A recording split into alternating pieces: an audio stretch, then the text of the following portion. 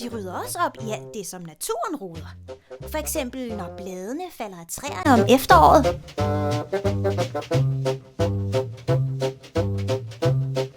Om efteråret.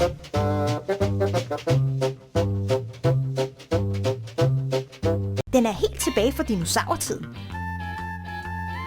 Men alle dinosaurerne er døde. Hvorfor er sølvfisken så ikke død? Det er et godt spørgsmål. Den er helt tilbage fra dinosaurtiden. Men alle dinosaurerne er døde. Hvorfor er sølvfisken så ikke død?